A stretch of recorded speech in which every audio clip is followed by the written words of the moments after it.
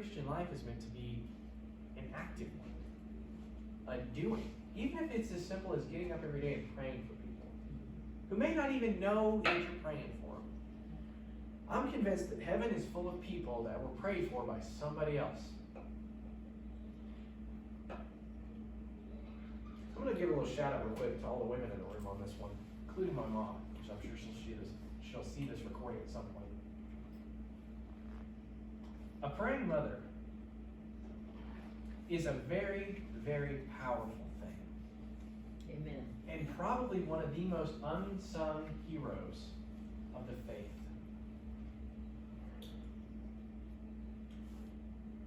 My mom, for years, has prayed for all three of us boys. That we would stay with God. That we'd find good spouses. That we would live lives that are honoring. And for the most part, God's honoring that. And not that God's done the most part, but I'm saying us boys, for the most part, are still in church. Still love God. Now, I'm the only son that's married right now. But God was good to his promise to my mom. Gave me Dana. I'm not trying to embarrass you or anything. But I will say this. Praying mothers, and women in general, that's a force to be reckoned with. Now, I don't know if there's anything in the Bible, I can't think off the top of my head to prove this, but I can just tell you from watching. There's something about women when they're praying that just stands out to God, it seems like. And I want to say this to all the mothers in the room, to the grandmothers, aunts, sisters. God. Timothy's mother and grandmother. Timothy's mother and grandmother. They were powerful person too. That's true. You see, to all the women out here, God hears your prayers. For your families, for your friends, for those people in your life that God has put on your heart. And a lot of times, I remember seeing Mama cry. She'd pray and she'd be crying. Because these people were just so dear to her heart. God still hears you. It may not feel like it. In fact, the people you may be praying for may be doing the exact opposite of what you're wanting to see from them. But God still hears it. God hasn't forgotten the mothers and the aunts and the sisters and the wives. He's still listening. And he's still answering. Most pastors I know can name off at least one female in their life that was the praying force behind them.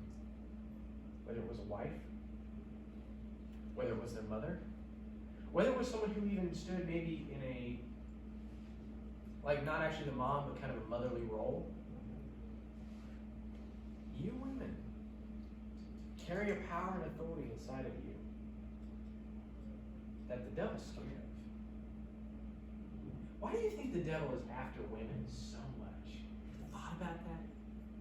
He's attacked women in so many ways. He's gotten cultures to treat them as second-rate people. He's made abuse a common thing. Why does God hate women? Or not God, sorry. Why does the devil hate women? Ooh, why does the devil hate women? Because one, God's redemptive plan came through a woman who said yes. And God honors women. Culture may not. Religion may not. Society as a whole, frankly, probably doesn't.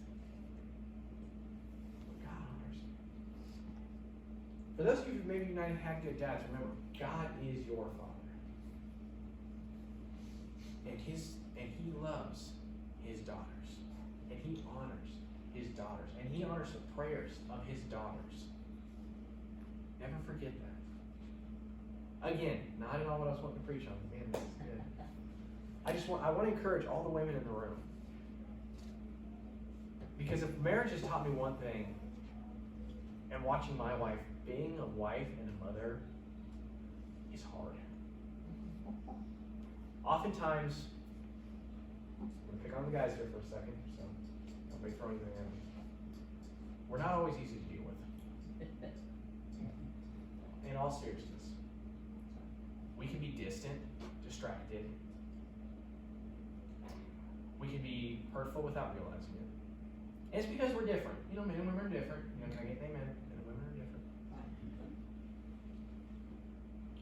But sometimes, the thing holding a family together is the women or woman in the family that's praying.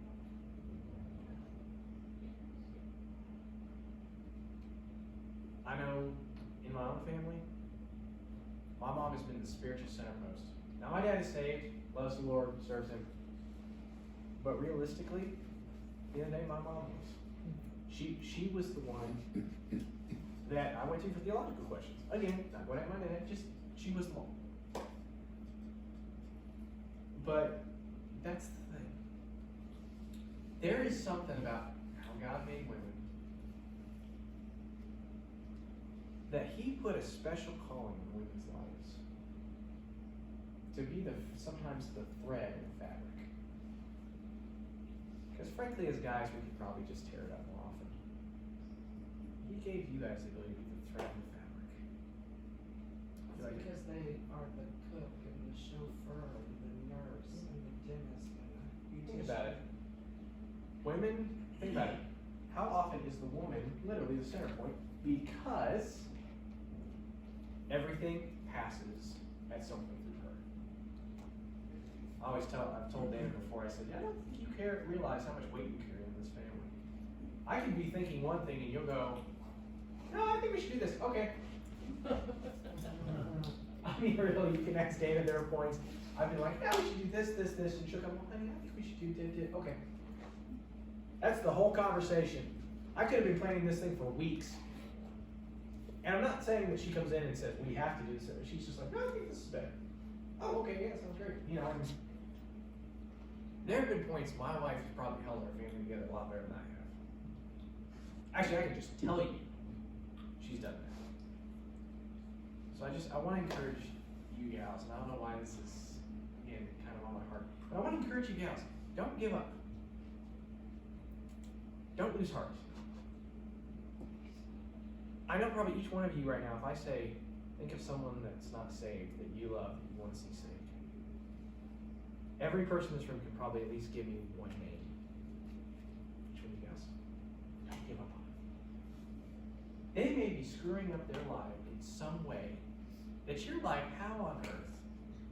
You're either like, they're never going to change, they don't care, it's whatever, I just, just keep praying for them. Do that. Because you don't realize, and you can't see, physically we can't see what's going on in the spiritual most of the time. But God's still working.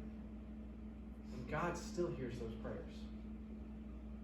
So, again, I'm not quite sure why I got off on that, but I just wanted to encourage you guys on that.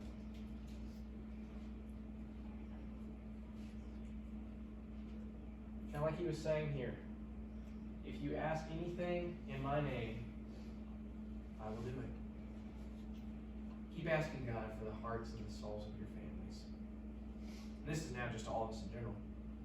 Keep asking God for the hearts and the souls of your families and your friends and your loved ones and your neighbor and your butcher and your guy at the grocery store, whoever.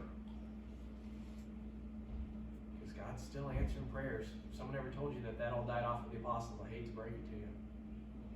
It's just not true. God is still answering prayers in 2020.